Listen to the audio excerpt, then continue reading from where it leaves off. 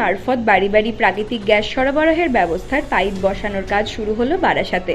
শুক্রবার সকালে উত্তর 24 পরগনার সভাধিপতি নারায়ণ গোস্বামী ও বারাসাত পুরসভার বিরোধী দলনেতা সিপিএমের বরুণ ভট্টাচার্য সহ অন্যান্যরা কাজ শুরুর উদ্বোধন করলেন। উপস্থিত বক্তাদের দাবি, এই ব্যবস্থা চালু করা হলে রান্নার গ্যাসের পিছনে অনেক খরচ কমে যাবে। Gas authority of India limited সম্প্রতি এই প্রাকৃতিক গ্যাস সরবরাহের প্রকল্প হাতে নিয়েছে।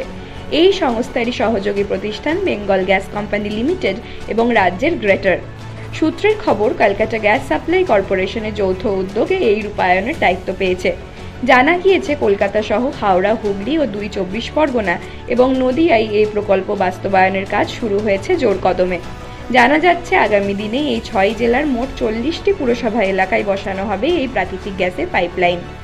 এ প্রসঙ্গে নির্মাণকারী সংস্থার তরফ থেকে দাবি করা হয়েছে, পরিবেশ বান্ধব এই প্রাকৃতিক গ্যাসের পাইপলাইন বসানো হলে একদিকে যেমন তা পরিবেশের পক্ষে অনেক বেশি গ্রহণযোগ্য হবে, তেমনই যে হারে রান্নার গ্যাসের দাম বাড়ছে তার থেকে অনেকখানি স্বস্তি পাবেন আমজনতা।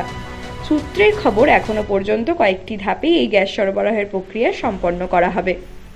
না, এটা আমাদের বিশেষত মিউনিসিপ্যাল এরিয়া, আমাদের জেলার মধ্যে যেগুলো আছে 25টা মিউনিসিপ্যালিটি, একটা কর্পোরেশন, এখানে প্রত্যেক এজেন্সি যারা পেয়েছেন অথরাইজেশন, তারা যোগাযোগ করছেন পৌরসভার চেয়ারম্যান, পৌর পরিষদ, স্থানীয় কাউন্সিলরদের সাথে যোগাযোগ করে। সুবিধে যেটা হবে, আর যেটা আমরা কোম্পানির থেকে শুনলাম, যে রেটটা অনেক কমে যাবে, রিডিউস করবে, রেট যেমন কমে যাবে।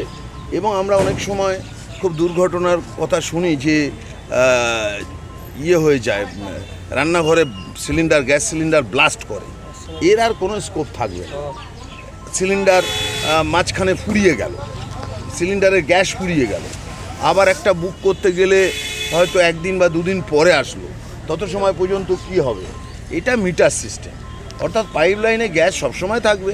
সব কাজই হচ্ছে ফলেনও পরিচয়, ফল যা হবে তার থেকে পরিচয় পাওয়া যাবে। এখন এই গ্যাস সিলিন্ডারে আসছে না পাইপলাইনে আসছে, তার উপরে গ্যাসের দাম ওঠানামা খুব একটা নির্ভর করে না। গ্যাসের দাম, তৈলজাত দ্রব্য, তাদের মূল্য বৃদ্ধি কিংবা হ্রাস নির্ভর করে হচ্ছে সরকারি নীতির উপরে, বিশেষ করে সেন্ট্রাল গভর্নমেন্ট। এবং এই গ্যাস বলুন, তেল বলুন, তার উপরে সেস নেয় সেন্ট্রাল গভর্নমেন্টও নেয়, রাজ্য সরকারও নেয়।